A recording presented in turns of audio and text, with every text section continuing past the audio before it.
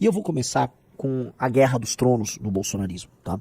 Todo mundo sabe que aqui no Movimento Brasil Livre, barra Partido Missão, a gente tem uma energia muito diferente, né? Por mim, eu não sou pré-candidato, nem serei candidato à presidência da República. Eu sempre falo, por favor, alguém muda a lei pro Kim poder ser candidato no meu lugar. O Arthur, dei uns direitos políticos pro Arthur. Beraldo, cadê você? Danilo Gentili, se aproxime.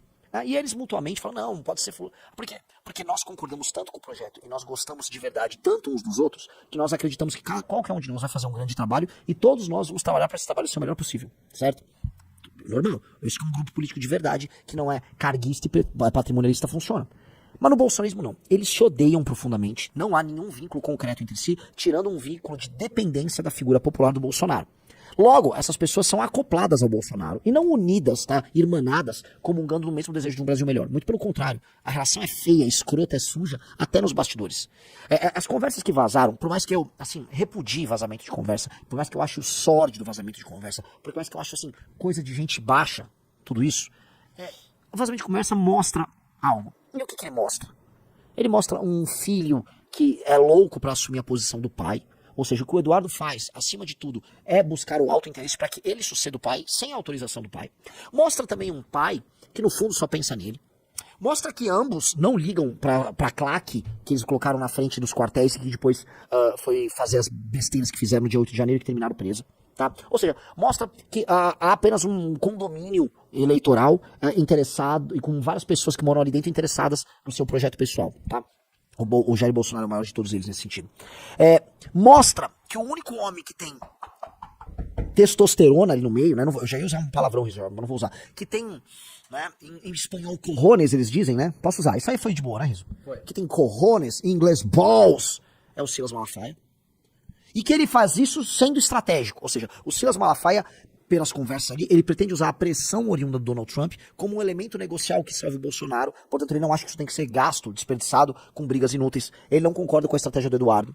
Tá? E mostra também que ele tem coragem de fazer um enfrentamento verbal falando com o Alexandre de Moraes no tom que é necessário quando você tem um confronto dessa natureza. Tá? Então o Silas Malafaia saiu dessas mensagens que vazaram ontem como a figura mais interessante do bolsonarismo. E aí eu volto porque eu estava iniciando. Veja, se há uma guerra sucessória, uma guerra de tronos no bolsonarismo, talvez nós, todos que trabalhamos, ora com análise política, ora com estratégia política, eu trabalho com estratégia política porque eu sou um agente político, eu não sou um jornalista. Isso nos obriga a fazer uma autocrítica. Por que nós não colocamos Silas Malafaia no páreo? Por que em nenhum momento nós colocamos Silas Malafaia como um líder natural nesse processo? Ele que tem uma retórica superior a qualquer bolsonarista, ele que já é líder do seu próprio rebanho, que basicamente ele é dono de uma das facções da Assembleia de Deus, ele que tem grandes contatos com política, ele que já elege seus políticos, ele que é dono do seu canal midiático, ele que já atuava no campo da direita antes mesmo do Bolsonaro. Por que não colocamos Silas Malafaia? Não colocamos. Todos. Deixamos em branco. E agora, o que acontece, né, que quando a porca torce o rabo, quando a crise vem aí, o único que parece ser o adulto na sala, falando grosso e falando com responsabilidade dentro da clave bolsonarista, e eu preciso colocar assim porque eu não considero um cara que defenda, como ele defende o Bolsonaro, alguém razoável, enfim. Mas ele está saindo maior do que todos eles. E lembremos, vamos dar um freio de arrumação. Ano passado, o senhor Rafael Almeida Rizzo, eleições municipais de São Paulo, quem era o homem no bolsonarismo a peitar o Pablo Marçal falando grosso? Malafaia. Quem chegou quando o Nicolas ficava rebolando de maneira vil, ridícula, como a franga que ele é, pro Pablo Marçal? Quem chegou e deu uma juntada no Nicolas? Malafaia. O único que mostrou dignidade no campo bolsonarista diante da chegada do Pablo Marçal, que era um ladrão do bolsonarista, foi o Malafaia. Foi o Silas Malafaia. Silas Malafaia, se você olhar, ele é o porta-voz do bolsonarismo já tem tempo. E nenhum de nós estava colocando as coisas, vamos dizer, desta maneira. Nestes termos. Entendi. Começamos a estudar o caso aí, tá? E começamos a perceber um determinado padrão. Silas se comportando como homem ali, como porta-voz. Nas manifestações, quando o Bolsonaro não podia falar nada do STF, o único que falava do STF era o Silas Malafaia. E agora que deu merda, agora que ele sofreu uma busca e apreensão, foi ele, veja só, que reagiu falando o que ele falou do Alexandre de Moraes, chamando o Alexandre de Moraes de ditador e dizendo que se for pra aquela ele, taca logo na cadeia, que ele não liga ser colocado na cadeia. Que é a resposta que todos os bolsonaristas esperavam do Bolsonaro. Os bolsonaristas imaginavam que era o Bolsonaro a dar esse tipo de resposta. Colocaram aqui no chat, tá, que o Silas Malafaia substituiu o Olavo de Carvalho. E me parece ser o caso. O Olavo de Carvalho era a autoridade espiritual e ideológica do bolsonarismo. Como é que era o Olavo de Carvalho? Teve uma galera da novíssima direita, alguns casos interessantes no Twitter colocando, né? O Olavo de Carvalho era um jovem sensível, né? Era um velho sensível nesse caso. Um velho católico, estudioso, meio esotérico, dado a buscar, vamos dizer, autores meio obscuros e tal. Esse era o Olavo. Um sujeito mais complexo. Silas Malafaia é um homem de ação, um homem direto, um self-made man, um homem que ganhou dinheiro, neopentecostal. Silas Malafaia, nesse sentido, ele é muito diferente do Olavo de Carvalho. Ele é um homem de reflexão, vamos botar aqui bem entre aspas, sim. Mas ele é, acima de tudo, um homem de ação. O Silas Malafaia pode ser compreendido como um empresário da fé. Eu acho, tá bom, amigos, que ninguém estava percebendo, mas o cara que assumiu para si o papel de general do Bolsonaro foi o Silas. E hoje, com o Eduardo destruído, com o Tarcísio unido ao Centrão, seguindo um caminho próprio, com grande parte dos deputados eleitos pelo bolsonarismo seguindo a vida deles, o cara que representa a sucessão natural ali dentro se torna Silas Malafaia, tá? E aí eu já começo a jogar pra vocês. Vocês acham que ele poderia vir candidato? Eu acho que não, tá? Eu acho que não. Mas não duvido de mais nada. Um cara vaidoso como o Silas Malafaia, um cara que respira política como o Silas Malafaia, adoraria ser candidato a presidente. O Alexandre Vernalha falou, Malafaia é o homem alfa da turma. E eu acho, tá? Eu acho isso bem interessante. O Silas Malafaia como líder, como o cara que puxa a rédea do processo ali, ele tocar a defesa do bolsonarismo parece ser o caminho. É um bolsonarismo mais desafiante. E ele conta aqui com alguns, vamos botar aí, com algumas qualidades que deixariam toda essa história mais apimentada. Vou dar o primeiro exemplo. Ele é um clérigo. Ele é um clérigo cristão, tá? Como um clérigo cristão, tá? Vamos botar aqui. Ele não gostaria, vamos botar aqui, de ver seus negócios, o clérigo cristão neopentecostal, seus negócios abalados aqui no Brasil. Todo mundo sabe que, né, parte do neopentecostalismo vive de fazer negócios. Mas, ao mesmo tempo, a ideia de que você, quanto um bispo, nem sei qual é a posição dele, ele é bispo, Silas Malafaia? Qual é a... Um pastor? É pastor? Ele não tem um título aí. Num caso desses, me parece que ele é muito mais um... a ideia dele ser... que parece ser um bispo, né, sabe? Os caras chamam, tipo... tem um lá, como é que é? O apóstolo. O cara já chega a ser apóstolo, os caras têm posições muito loucas. Mas assim, o Silas Malafaia ser perseguido enquanto cristão e transformar a perseguição do Alexandre de Moraes a ele numa perseguição religiosa, pra falar que isso aqui tá parecendo Nicarágua, pra ele é ouro puro. Já pararam pra pensar? Enquanto argumento, parece que o Alexandre de Moraes está tocando uma perseguição de ordem religiosa. Sacaram o que eu tô dizendo aqui? Eu acho que o desenho pra ele é um desenho muito mais profundo que o do Bolsonaro. Essas características de, um líder religioso está sendo impedido de fazer sua pregação. É diferente. É diferente. Outra coisa, não há provas de que o Silas Malafaia, provas materiais, participou de uma intentona golpista junto aos Bolsonaro. Ninguém tem prova disso. Se o Bolsonaro se consultava com ele ou não, pra mim isso é outra história. Não há prova de nada. Se não há prova de nada, ora bolas. Não dá pra cravar, não dá pra colocar aqui que ele tem que ser preso porque ele fez parte de uma intentona golpista. O que eles estão tentando fazer é encaixar ele como um cara que tá obstruindo a justiça, que tá impedindo o andamento, né, do processo, que ele tá atuando ali no teatro com o Bolsonaro e tá ajudando eventualmente o Bolsonaro a fugir, que tá ajudando o Bolsonaro a fazer chicanas ali e tal. Só que aí prender ele por isso, entendendo que ele é um líder religioso, entendendo o contexto, é a aposta que ele tá querendo comprar. E se é a aposta que ele tá tentando comprar, parece que é o caminho, vamos dizer, político pra ele, da transformação dele numa espécie de Marte. Pra ele isso é muito bom. Pra ele, eu vou colocar aqui, pra ele isso é bem interessante. Tá? Aqui eu dou início à nossa pregação. Pode ser que surja justamente esse nome, que é o nome que representaria o bolsonarismo, não sei se uma eleição, mas nesse processo turbulento, e um nome que tá topando fazer o que o Bolsonaro faz, que é o sacrifício. Tá, me taca dentro de uma cadeia, me joga dentro de uma cela, me prende, Alexandre de Moraes. Vai prender um pastor cristão, com as pessoas indo na frente da Lada Papuda, pra fazer, vai ficar orando na frente, de joelhos, passando uma imagem muito ruim, né? De um país que não prende bandido de verdade, de um país que assaltante, vagabundo, ladrão de toda sorte continua solto, e do outro lado um clérigo, né? Clérigo não é um termo preciso, mas um homem religioso, um homem da fé sendo preso. É poderoso. É poderoso.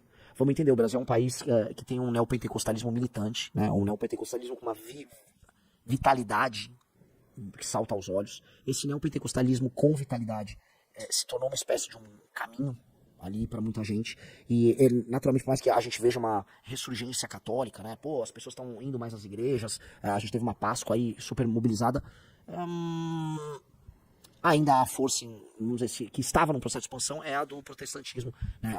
No fim do dia você vai ver as igrejas neopentecostais lotadas ali. Então o Silas Malafaia talvez tente pintar como um mártir disso tudo. Eu tô fazendo, tá? Eu tô fazendo aqui uma espécie de uma construção hipotética, porque pode ser que o Silas simplesmente não queira ser candidato a nada. Tá? Mas independente disso, ele pode se tornar a voz e a principal liderança do Bolsonaro. O Bolsonaro já não tá conseguindo ser essa voz. O Bolsonaro já tá como é que eu posso colocar? Cansado. Sabe? Ele não tá com energia pra andar com nada. Então, é isso. Eu acho que nós temos aí uma coisa que não tava na lista de prioridade de ninguém. Ninguém imaginou que o Silas Malafaia poderia se tornar esse líder. Mas hoje, enquanto reconhecimento, ele é o maior de todos. E eu digo por que é o maior de todos. O Jair, claramente, pelas conversas, ele se consulta e tem com o Silas Malafaia uma referência ímpar. E o Eduardo Bolsonaro, que foi xingado nesses áudios pelo Silas Malafaia, veio a público já ontem à noite e já deixou claro, não vão criar desavenças com o pastor Silas Malafaia. Ele falou muito bem do Silas. Então, mesmo o Eduardo, que foi tratado como um idiota pelo Silas Malafaia nos áudios vazados, ele reconhece essa autoridade. Tá? Autoridade essa que eu tenho certeza que já um cara como o Tarcísio não conta. O Tarcísio é um cara que está abaixo dele na escala e que outros também não vão desfrutar. Não vejo ninguém desfrutando dessa autoridade hoje. Porque, como a gente falou agora lá no áudio que a gente fez lá no Valete Plus, a maior força, tá, a maior força na amizade que um homem vai ver é na dificuldade. Você julga teu amigo no pior momento. Aliados que topam perder, apanhar com você, são os melhores aliados. O aliado que só participa da batalha pra ganhar, você não vai cravar que, nossa, né, ele é o... Não, né, são os momentos de dificuldade, são os momentos de solidão, são os momentos de derrota que a gente vê justamente as qualidades. E o Silas Malafaia tá topando passar pelo inferno com o Bolsonaro. Isso conta, gente. Isso conta muito. Não é isso. O Bolsonaro não sente isso dos demais. Dizem, tá, aqui na família, o Tarcísio já meio que, entendeu? O Tarcísio vem se queimando. O Tarcísio que passou a negociar e se construir justamente com o Centrão. O Centrão meteu o canto do cisne pro Tarcísio. Toma todos os partidos possíveis, toma a coligação possível, estamos trazendo mercado. Esses caras construíram, eles já elegeram o Tarcísio. Essa é a diferença do caso Malafaia e Tarcísio. O Malafaia elegeu o Bolsonaro como seu nome e ofereceu sua proteção e se tornou seu principal cavaleiro. O Tarcísio foi eleito por elementos outros ao bolsonarismo, que se você for pegar o bolsonarismo militante, rede social, Kim Paim, essas coisas, eles já... Né? Então eles atacam o André Esteves, estão atacando os partidos do Centrão, atacam o Ciro Nogueira, tratam essa turma toda como ingrata. E esses caras já se juntaram. Não, é o seguinte, vai ter o canal do PT, bota ali o Tarcísio ali e jogo que segue. Entendi. Então me parece assim que, até pela dinâmica do bolsonarismo que a gente vê aí, o Silas ele vai angariar posições. E angariar posições sem pedir. Acho que o próprio Bolsonaro vai acabar colocando ele nisso, porque ele próprio Bolsonaro não tem mais energia de enfrentar ninguém. Prosseguindo, aí estão falando agora. Deputado Eduardo Bolsonaro. Vai lendo, leia de uma maneira bem sexy. Eu não sei fazer isso, eu não sou cara sexy. Tá, vamos lá. Entendi. É pra eu ler enquanto você mexe no celular, entendi. Sim. Eu ia deixar de lado a história do Tarcísio. Eu ia deixar de lado, pai. Mas graças aos elogios que você fez a mim no Poder 360, estou pensando seriamente em dar mais uma porrada nele, pra ver se você aprende. Vou tentar novas... Como é que o cara colocou? Eu ia deixar de lado a história do Tarcísio, mas graças aos elogios que você fez a mim no Poder 360, estou pensando seriamente em dar mais uma porrada nele, pra ver se você vai aprender. Vai tomar no cu, seu ingrato do... Não, ele falou, vou tentar coisas novas, seu ingrato do caralho. Cara, assim... feio, né? Eu vou meter o pau, porque eu tô lendo, não é um palavrão que eu meti, né? Feio, assim, não me lembro de jamais ter falado. Você já falou assim com seu pai? Nunca. Assim, eu já tive brigas com meu pai, já até tive alguns xingamentos. Eu nunca xinguei assim, tipo, vai pá, nunca fiz. Falei, porra, já levantei a voz, assim, já velho, né? Mas nunca, assim, falar isso com o pai e com a mãe é feio. Aí ele prossegue, aqui, você ainda te ajuda a se aí, ok. Aí ele prossegue, se o imaturo do seu filho de 40 anos não puder encontrar com os caras aqui, porque você me joga pra baixo, quem vai se é você. E vai decretar o resto da minha vida nesta porra aqui.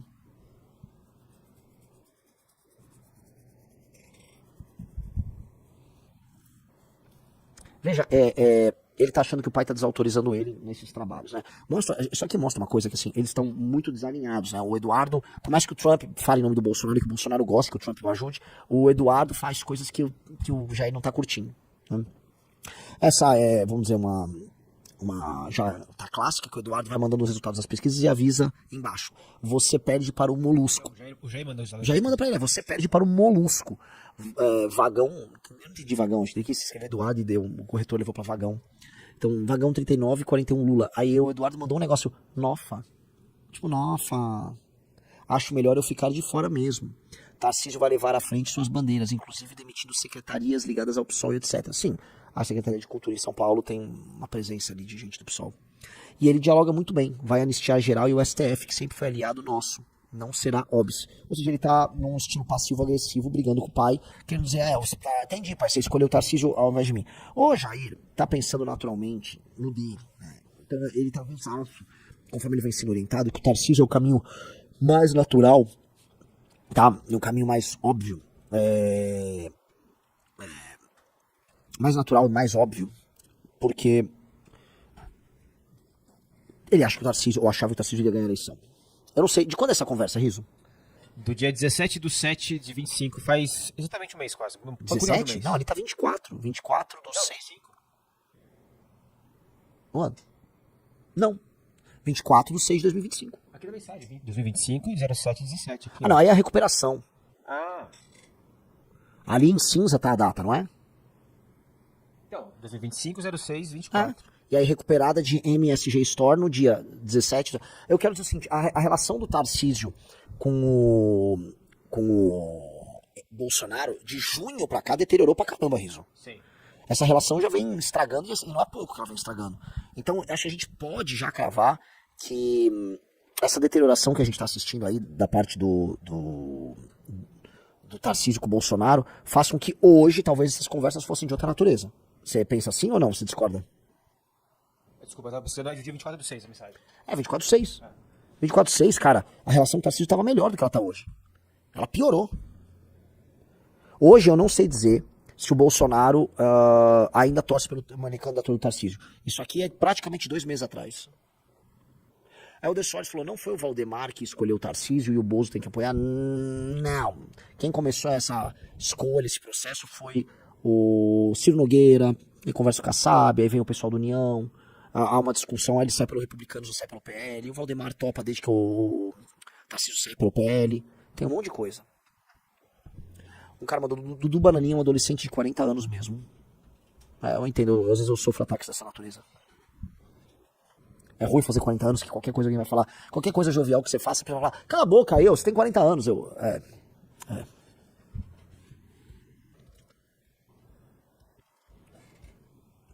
Vagão é corruptela para vagabundo. Não, eu não acho que o Jair mandou que o filho dele é um vagabundão, né? Pelo amor de Deus. Outra parte que é bem interessante, né? O Eduardo Bolsonaro mandou compartilhar algo que deveria ter alguma relação com o Gilmar Mendes, né? Algum ataque ao Gilmar. Aí o Jair responde, não! Esqueça qualquer crítica ao Gilmar. Tenho conversado com alguns do STF. Todos ou quase todos demonstram preocupação com as sanções. Me ligue. Ele tá ali, né? Aparentemente o Jair, você vê que ele, por mais que seja tratado como um grande inimigo dos caras, ele mantém interlocução com o ministro do STF. Me parece ser o caso do Gilmar. E através dessa interlocução, talvez ele tente construir um beneplácito ou uma saída. Tá? Complicado. Complicado. Ó, o Demotion, o povo falou, fique quieto, Renan, você tem 40 anos. Foi da. Isso aí é áudio? É o áudio do Silas. Vamos ouvir, quero comentar sobre esse áudio. Não sei então se sem imagem é só áudio, mas enfim. Tá, tudo bem, vamos lá. Não sou a favor da taxação, não, mas tem que sentar pra conversar sobre a anistia. Pô, tudo a carta do Trump é pra você. Eu gosto do Trump. Toda arrombada que o Trump deu no mundo é sobre economia. Você, com o Brasil, é sobre você, cara. A faca e o queijo tá na tua mão, ô cacete. E nós não podemos perder isso, pô. E vem teu filho babaca falar merda, dando discurso nacionalista, que eu sei que você não é a favor disso. Dê-lhe um esporro, cara. Mandei um áudio pra ele de arrombar. E disse pra ele, a próxima que tu fizer, eu gravo um vídeo e te arrebento. Falei pro Eduardo. Vai pro meio de um cacete, Só pô. uma pausa, um cara botou aqui, ó. O Jardel Carvalho. Essa conversa com alguns do STF não anula o julgamento? Curioso, né? Ele vai ser julgado por eles, ele mantém interlocução com os caras? Ele faz embargos auriculares por WhatsApp? Dá o play. O cara tá sendo contra você, essa fogueira de merda de vaidade. Mas dá parabéns ao Flávio, tá? Foi certinho, é isso aí, vou dar parabéns a ele também. Vambora! A faca e o queijo tá contigo, Deus tá contigo, compadre. Eles estão ferrados. Vão ter que sentar no colinho, tá? Essa que é a verdade. Um abraço.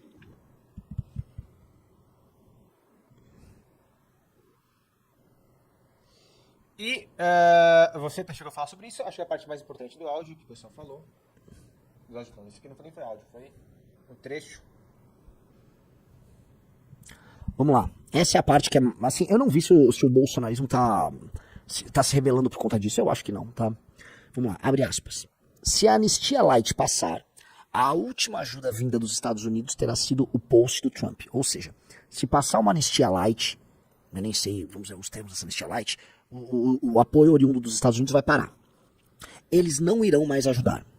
Temos que decidir entre ajudar o Brasil, brecar o STF e resgatar a democracia. Ou seja, temos que decidir por uma hipótese de confronto com o STF sem o projeto da anistia passar na Câmara, entendeu, Riso? Sim.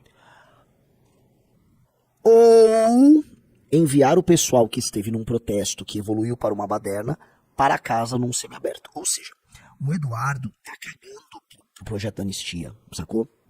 O que o Eduardo quer é a continuidade do conflito entre Trump e STF. Eu quero voltar nisso, Riso. Eu quero voltar nisso. Se a anistia light passar, a última ajuda vinda dos Estados Unidos está sendo posto do Trump. Logo, o Trump não está interessado numa anistia.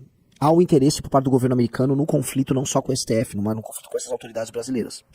Isso nos dá pistas, eu vou jogar aqui para vocês, sobre o verdadeiro interesse americano nessa treta.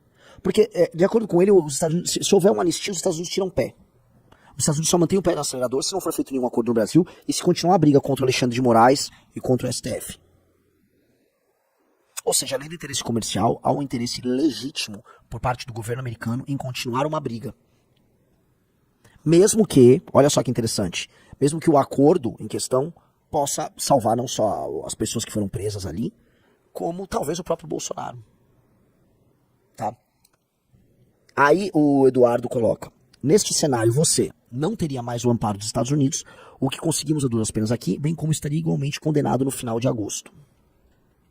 Então, talvez o que o Eduardo esteja falando é o seguinte, que a ideia de anistia, conforme estava sendo construída, se não for uma anistia que salva completamente o Bolsonaro e o coloca na eleição e inclui o próprio filho, ela não vale a pena e os Estados Unidos vão tirar o pé. E que, num acordo desses, além de tudo, os Estados Unidos tirariam o pé do Bolsonaro, e aí o Bolsonaro pode vir a tomar uma condenação ou também continuar inelegível. Em resumo, a chave central do trabalho deles é o salvamento do Bolsonaro, mas também a manutenção de uma guerra contra o STF, que me parece ser o que interessa ao Donald Trump. Tô errado? O que vocês acham? Queria a opinião de vocês aí no chat, tá? Me parece, o interesse do Eduardo natural seria ele próprio, Eduardo, poder concorrer às eleições e o pai dele não ser preso. Acho que esse seria o cenário ótimo. Pro Eduardo, o cenário em que o Jair não é candidato a presidente, porque fica sem direitos políticos, e ele, Eduardo, mantém direitos políticos, também não é preso. Eu acho que é bem interessante. Bem interessante. Tá? Um cara mandou, deviam ter ficado na resenha light. E aí, né, onde a gente vai parar nisso, tá? Imagina se você, o seu nome é, sei lá, Edson. Quem é Edson?